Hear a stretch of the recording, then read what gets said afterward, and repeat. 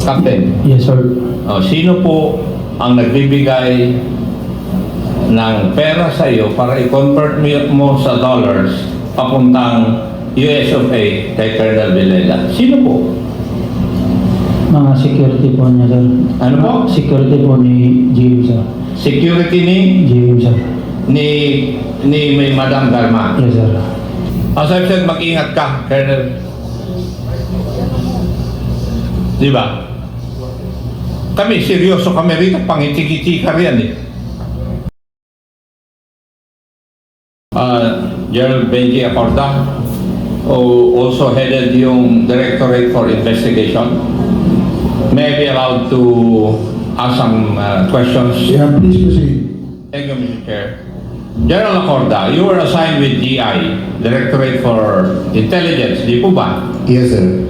Yung mga sweldo ng ating mga attaché, police attaché, dumadaan sa DI. Yes, Your Honor. Di ba may diplomatic pouch yun na ipinapadala natin sa US kung saan naka-assign si Colonel Villela. Yes, Your Honor. Tama? Yes, Your Honor. Yung sweldo at saka MOE nila. Yes, Your Honor. Now, General Acorda, pwedeng dagdagan yun, di po ba? To my understanding, Your Honor, yes, Your Honor. Yes, hindi naman perfect yung kwan na yun eh. Sistema na yun. Dinadagdag ninyo kung may pinapadala doon sa kanila na extra. Would you agree? Yes, Your Honor. Especially if there are some special occasions or visits and additional expenses that are incurred by our police attaché, Your Honor. Maski personal na padala, kung pwede. Would that be correct? Personal, Your Honor, may I be allowed to check with our finance officer sa DI, Your Honor, kasi medyo hindi po ako lumaki sa controller and budget. Nandiyan ba sa iyo? Kasama mo ba? Unfortunately, Your Honor, I must be candid. Pero nangyayari yun. Would you also agree, General Mayalde? I have no knowledge on that, sir. I was never assigned in the DI at never assigned in Krame, sir. But you became the Chief PNP, right? Kung ako nga na hindi naging Chief PNP, alam ko eh. Bakit hindi nyo alam? Probably personal, sir. Hindi ko po alam, but I'm not privy on that, sir. Kung meron po talagang nangyaring ganun. Colonel Villela, meron bang pagkakataon na hindi lang yung sweldo mo ang natatanggap mo? Yes, Your Honor. Yes. Kanino galing yung hindi kasama sa sweldo mo at saka MOE na natatanggap mo through the diplomatic pouch ng Directorate for Intelligence? Yung sahod ko po na dito, Your Honor. Yung sahod mo? Yes, Your Honor. Yes. And magkano po yung sahod mo noon in terms of pesos? 120,000, Your Honor. 120,000.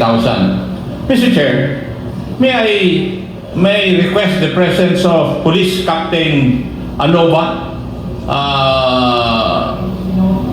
here as a resource person? Is Captain Anova present? Do you know Police Captain Anova, Colonel Villela? Yes, Your Honor. And Madam Garma, do you know also Police Captain Anova? Yes, Mr. Chair. Yes. And who is Police Captain Anova to you, Colonel Villela?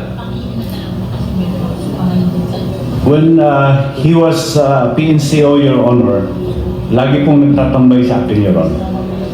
Lagi ko pong nauutusan ng errand, Your Honor. Nauutusan ng errand. Nung siya po ay hindi pa opisyal. Tama yes, po? Yes, Your Honor. And was he ever assigned as your driver? No, Your Honor. No. Pero hindi siya, yung mga errands, siya ang inutusan ninyo. Pag may pagkakataon po siya, Your Honor. Yes. At Yes. tanong ko lang naman kung nautusan mo eh. Yes, Your Honor. Yes. Madam Garma, was there ever an occasion na inutusan mo rin si Police Captain Anova? Yes, Mr. Chair. Yes, Ano Your po Honor. yung utos nyo sa kanya? Kung mag-renew po nung ano ko po, LTAP ko sa firearms po. Ma'am, linis ng Hindi, yung sa LTAP ko po sa firearms. LTAP sa firearms. Nautusan ko siya.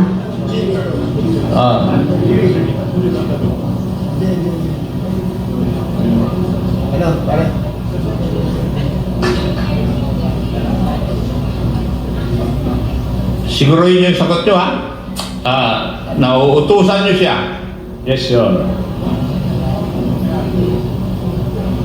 Mr. Chairman, can we take the oath of Captain Alua, please? Sige, Comsec, please administer his oath.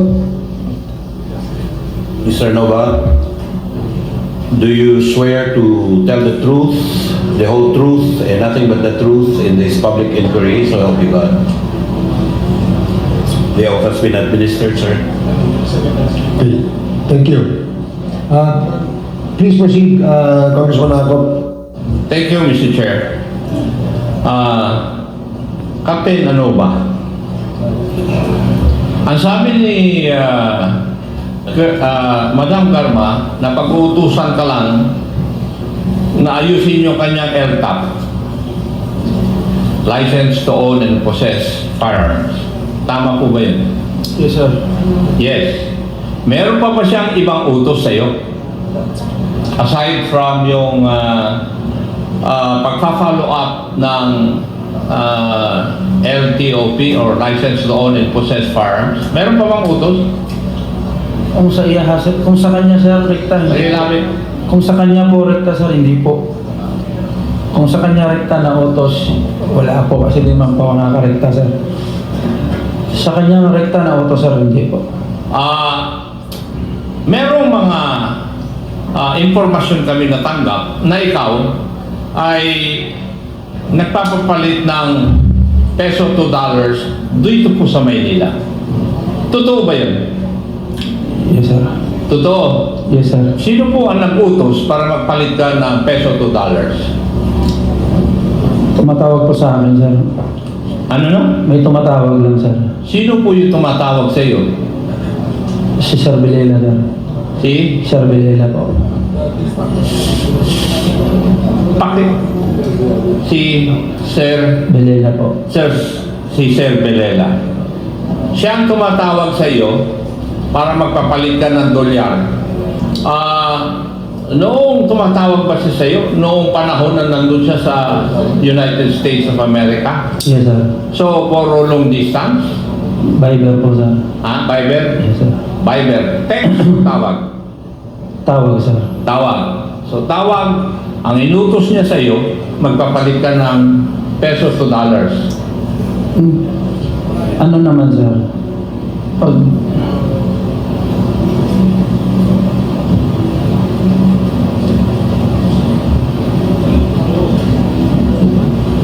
Yes sir. Yes. So, tumatawag siya para mag-convert. Saan mo naman kukunin yung peso na i-convert mo sa dollars? Sa PCSO building sir. Sa PCSO building. Hindi naman pwedeng magbigay ng pera yung PCSO building eh.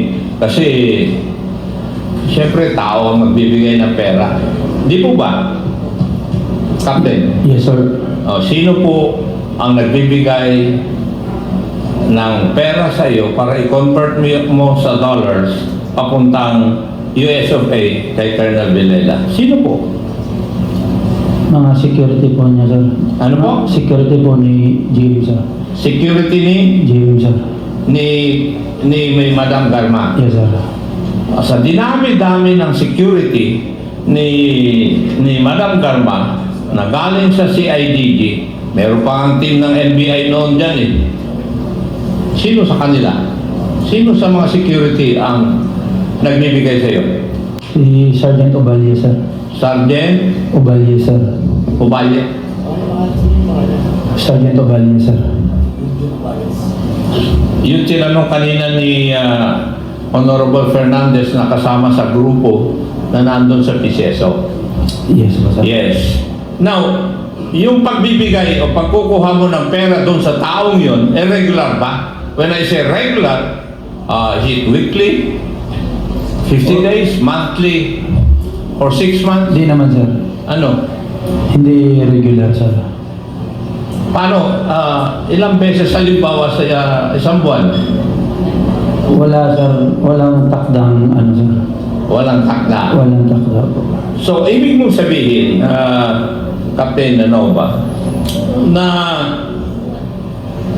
pupunta ka sa PCSO, kumukuha ka ng pera doon para i-convert mo sa dollar at ipapadala mo kay Colonel Villela. Paano mo pinadadala yung pera na yun?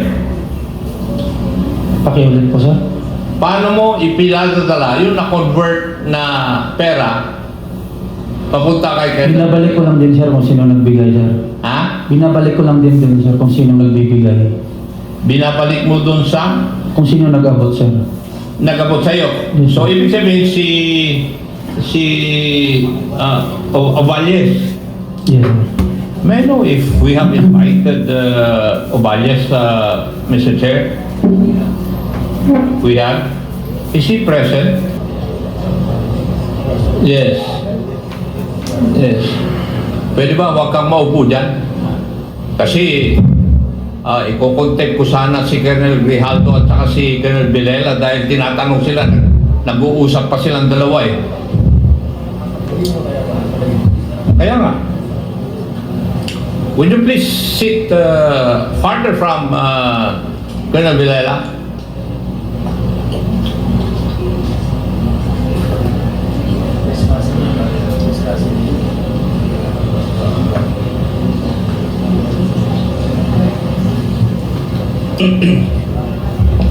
And then Topales, you are the first cousin of Madam Garma, tama? Yes, Your Honor. Good morning. Yes, okay. May establish lang yung relationship. Narinig mo yung kasagutan ni Captain Anuba sa aking mga katanungan. Narinig mo? Yes, Your Honor. May katotohanan ba yung sinabi niya? Wala po. Wala. Yes, Your Honor. Wala. Yes.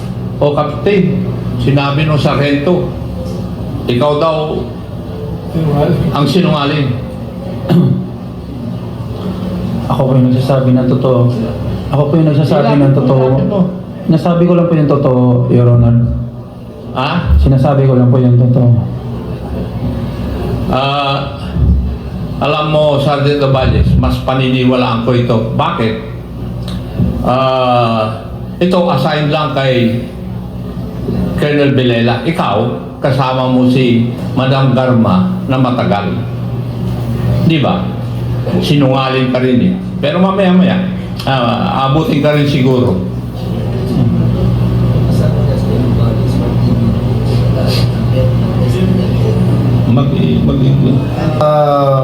If I may interject, kasi Yung chairman naman. Chairman, very crucial to, para at least maintindihan po natin lahat that si Junjun Ubales na first cousin ni GM Garma, wife niya ang sekretariat ng head ng STL core group na si Emmy Ubales.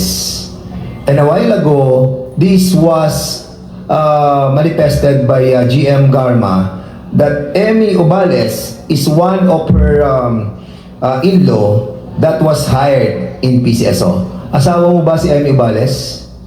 Yes po, Your Honor. Yes. And she was, and still, nasa PCSO pa ba siya hanggang ngayon? Wala na po, Your Honor. Yes. Siya ang head ng STL core group doon po sa PCSO. For the information of the body. Thank you, Mr. Chair. Thank you, Mr. Chair. Captain, ano ba? PNCO yung nagsasabi na sinungaling ka, ha? Pakilagay mo sa isip mo. At saka tandaan mo yung pangalan niya. Di ba? Sinungaling ka raw. But, Captain, ano ba? Kung ikaw ay nagpapalit ng dolyar, ng pesos sa dollar, ano naman po yung pinakamalaking pinapalit sa iyo na pesos to be converted to dollars? Pinakamalaki po, 30M po. Ilan? 30M po. Lakas. 30 po, 30M. Kumain ka na ba? Kumain ka na, di ba? Hindi ako makakain, Your Honor. Pakilapit lang yung Eh, kasi ang hina mo magsalita eh. 30M po, Your Honor. Ilan? 30 po. 30. 30 M. Ikaw, ilang dollar yun? Hindi po ako matandaan, Your Honor. Ha? Hindi ko po ako Kung sa 50, 1.5 million dollars. Basta ako pagka-autos, wala na po. Ha?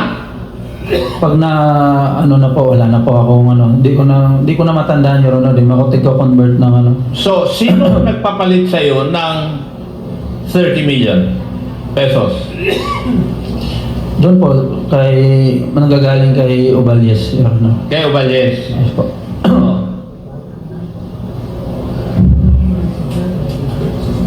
Sa tingin mo, kanino naman kinuha ng isang sarento yung amount na 30 million? Wala pa akong idea, Your Honor. Ha? Wala pa akong idea. Pero sino nag-abot sa'yo? Si Oballes po, Your Honor. Sergeant Oballes. Do you deny that also, Sergeant Oballes? Yes, Your Honor. Yes. May I move, Mr. Chair, for consistent in lying to cite in contempt Sergeant Oballes? Second, there's a motion to cite in contempt Sergeant Oballes for consistently lying before this committee in violation of Section 11 of our Rules of Procedure governing inquiries in aid of legislation. Duly seconded. Hearing no objection, the motion is approved. Sergeant Oballes is hereby cited in contempt. Mr. Chair, Congressman Abante. I'd just like to also make a motion that Sergeant Ubales should be detained in any regular jail in Metro Manila. Can we be specific as to what jail, Your Honor? Quezon City Jail? Mr. Chairman, Mr. Chairman. Wait, do you have any?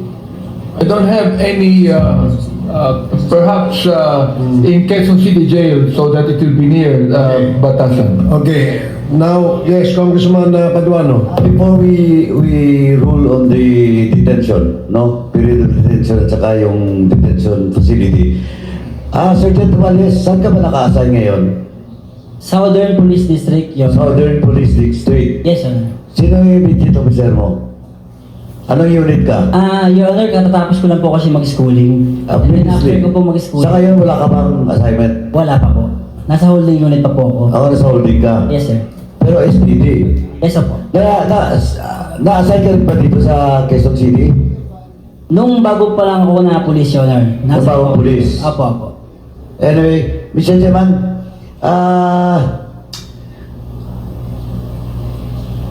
my second motion will be to detain Sergeant Oballes for the period until the investigation is being terminated, Mr. Chairman. And with regards to the specific detention facility, it's up to the chairman to decide whether for Sergeant Oballes, Mr. Chairman.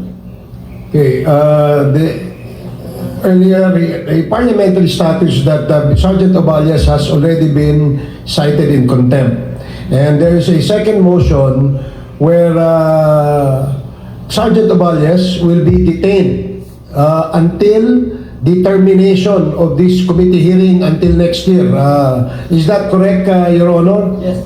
Mr. Chair, second motion of Congressman Carab is a second motion to my motion that he must be detained at the Quezon City Jail. And the motion to detain Sergeant Oballes at the Quezon City Jail. Quezon City Jail until the termination of this committee hearing. Any second? Duly seconded. Any objection? Hearing none, the motion is approved. Sergeant Oballes will be detained at the Quezon City Jail. Quezon City Jail. Please proceed, Congressman Ako. Thank you, Mr. Chair. Captain Nanova, sinabi mo kanina na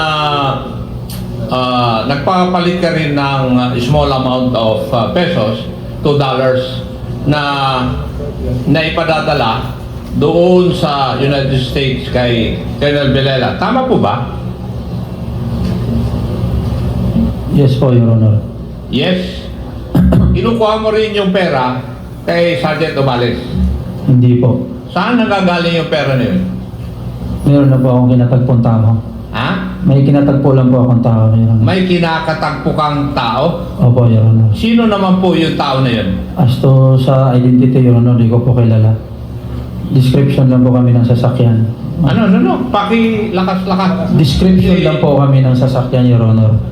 Ano? Description lang po ng sasakyan na bibigay, Your Honor. Description na. Sino nagbigay sa iyo ng description ng sasakyan? Si Sir Bilela po. Si Sir Bilela. Colonel Vilela. At siya rin ang nagsasabi siguro kung saan kayo magkikita. Tama ba? Yes po. Yes. And may I know kung magkano naman po yung pinapapalit? 500 po. Pesos? Opo. 500 pesos lang? Opo.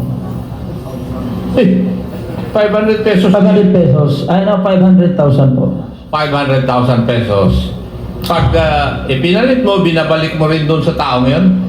Hindi po. Isang beses lang kami nagkikita. Hindi nga. Ibig sabihin, pag naipalit mo sa dolyar, saan mo dinadala yung dolyar na? Pinapadala ko po. Pinapadala mo? Saan mo binapadala? Hindi po pala. Sorry po. Hindi ko pinapadala. Inahatid ko po. Inihatid mo saan? Sa DI po. Budget po ng DI. Sa budget o ng DI? Yung ano po, yung sa PNP po na Kaya nga, ang diplomatic pouch ay nasa DI talaga. Di ba? So sa DI mo dinadala. Sino sa DI yung pinagdadalan mo?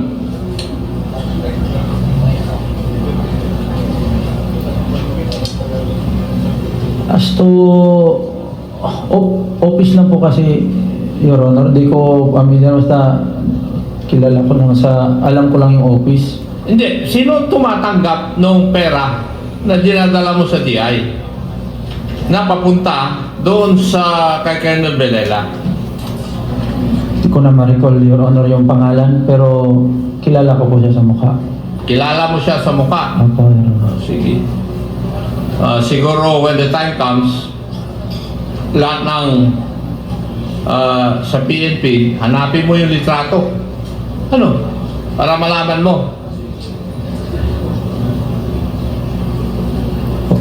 Kasi dinadala mo ng pera tapos hindi mo siya kilala.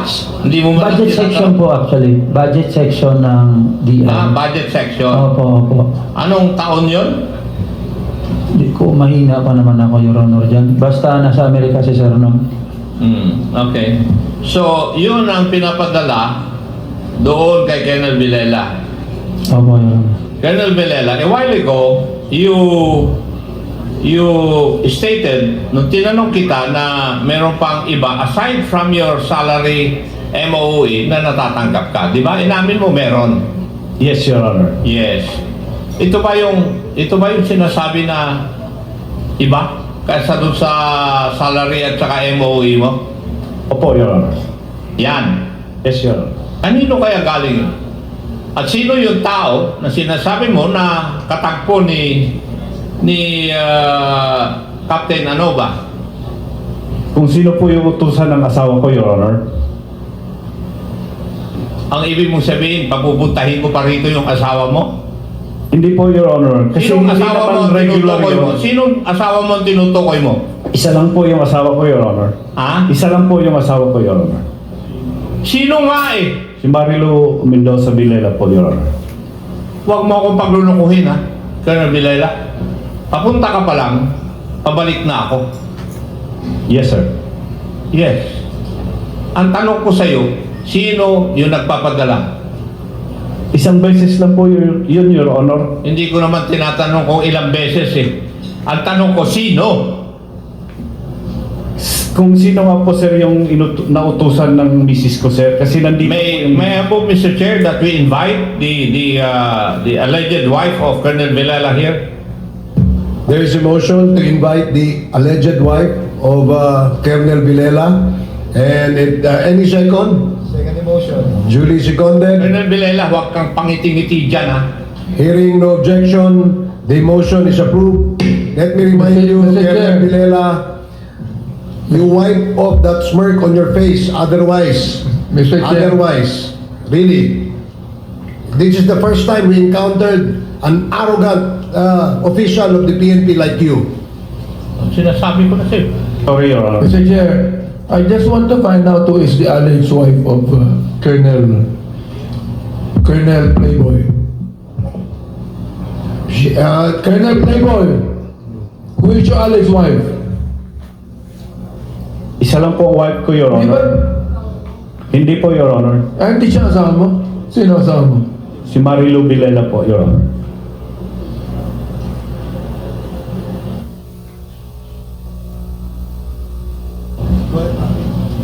May I proceed, Mr. Chair? As I've said, mag-ingat ka, Colonel. Di ba?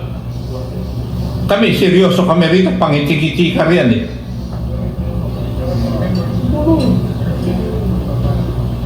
And may I request, Mr. Chair, that Colonel Grijaldo be seated away from one. Kasi tuwing matatanong sila, nagtitingin pa sila ng dalawa eh. Colonel Grijaldo, can you please comply and transfer to another page? Can you please provide a chair to Colonel Grijaldo?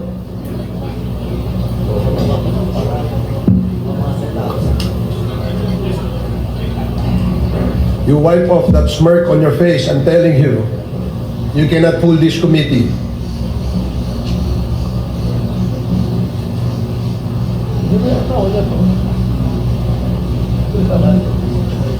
Na-invite na? Ano sabi niya? Yeah, there was a motion earlier that we will invite the wife of Colonel Villela. And it was approved, unanimously approved, Your Honor. I think, Mr. Chair, nalaman na natin kung saan nanggaling yung $200,000 na sinasabi ni Honorable Fernandez. The only question is kung saan po galing yung pinapadala sa kanya doon sa US of A. Now, Colonel Villela, what is the occupation of your wife? Housewife po, Your Honor. Housewife. And ang sabi mo, nagpapadala siya ng pera sa inyo. Once lang po, Your Honor. Ulitin ko. Alam ko nag-graduate ka ng law, pero may kalalagyan ka. Malapit nang maubos ang pasensya ko, Colonel Villela. Sagutin mo yung tanong ko ng tama. Hindi ko naman tinatanong ko ilang beses eh. Di ba? Ang tanong ko, paano nakakapagdala yung asawa mo ng pera in dollars papunta sa iyo kung housewife siya? Ang tanong ko, saan nanggaling yung pera? Sa sahod ko po dito, Your Honor. Simpleng sagot pala eh. Paikot-ikot ka pa eh. Di ba? Kung sinagot mo ako ng tama ng ganyan, hindi na susunod ng ganito.